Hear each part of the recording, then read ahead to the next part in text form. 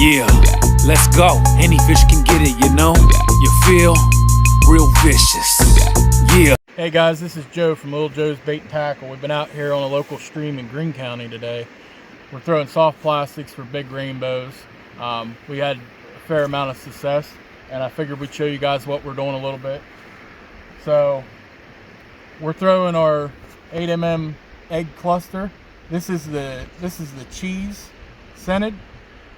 This is the only one we have available at the moment. We're throwing this on a, zoom in there for me, Mike. We're throwing that on a size 16 hook, and we're hooking it, just barely hooking it on the edge there. These do float, but they will sink with a hook.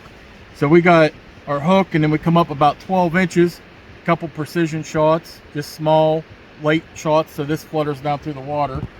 And then above that, we float we're caught up in the line, guys.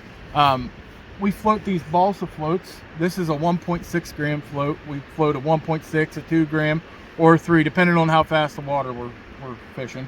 And then more often than the balsa, we use the Sheffield or Blackbird float. And this is a 2 gram. We throw a 3.5 as well. We try to keep our bobbers smaller. But that's the rig we're throwing on that today. And that rig is good to run not only the egg cluster. We'll take that egg cluster off and we'll show you how I like to hook my worms on the same exact rig. So I'll pull. We were catching them also on the cheese scent worms. Mike caught, what'd you catch, 1 or 2 over 20 today on that worm? 2. So when we take this worm, zoom in for me there, Mike. I just like to hook it right dead center of the body and leave it hang just like that. And that's a wacky style rig. And you just seen the rig with the egg cluster. So without changing our rig, we're able to change to another bait. This rig is also the rig I recommend using for our single eggs.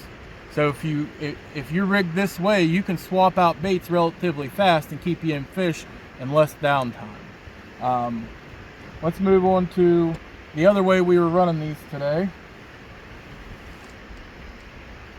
Me and Mike were both running the worms. We ran them about the same. Let me get this up here. So I like to, when I'm jigging, I like to use these little plastic floats. You can find them anywhere. You know, these ones here are just about the size of a dime, big and round. And I clip it just on the top side, give it about 3 wraps, let it pinch down on the line where it'll stay, but you can still slide it. That way you can adjust your depth quick.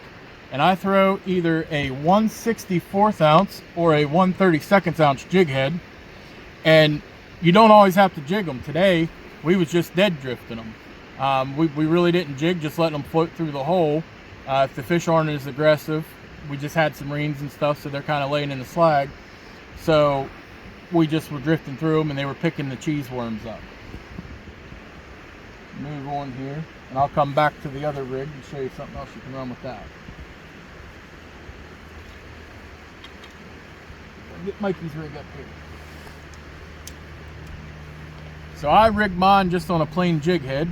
Mike today was throwing a white jig with some gold flash in it, and he was tipping it with the yellow cheese worms. And these, again, the worms are scented, so we were just dead drifting this or finding some current. The fish were kind of out of the main current, laying in a little bit of softer water along the edges. And he was throwing this below what locally we call them jig bobbers. And it's got a lead insert and a foam float, and you're just going to thread your line through the float, through the insert, and then once you get your desired depth, you just peg that right in the bottom. And all you guys have probably seen these in the bait stores. They cast really well. But that was Mike's rig today, and he caught several nice fish on it. A couple of them 22, 23 inches long, you know, some real decent sized fish. I'm gonna come back to this other rig and show you one more thing I was doing today that hooked me some fish. Just to switch things up. Sometimes different colors, different scents are key to keeping on the bite. You know, you catch a few fish on something, they kind of shut off. Everybody's had it happen to them. So once again, going back to the first rig, that's a size 16 Daiichi hook, some precision shots, and we just got a 1.6 gram balsa float. And one more thing you can do with that is these are our new pink shrimp eggs. Everybody's used the old shrimp eggs in the jar. They come off the hook all the time. You leave them in your tackle box, they rot out. These are a soft plastic bead. They are scented with shrimp egg scent. They smell almost identical as the eggs that we all grew up fishing. You can run these the same way. But how I was running them today is just like a single egg. I was just hooking those right on the hook like so.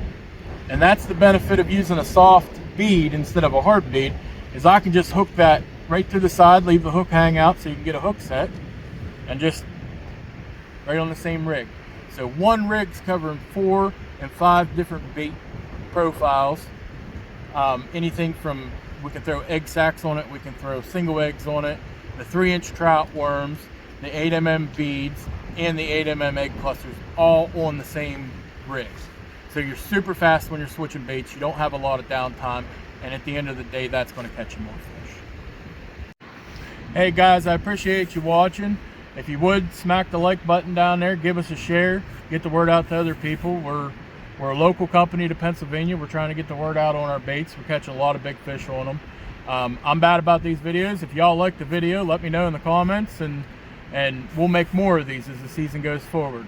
And as always guys, tight lines, and if there's anything we can do to help you, don't be afraid to reach out.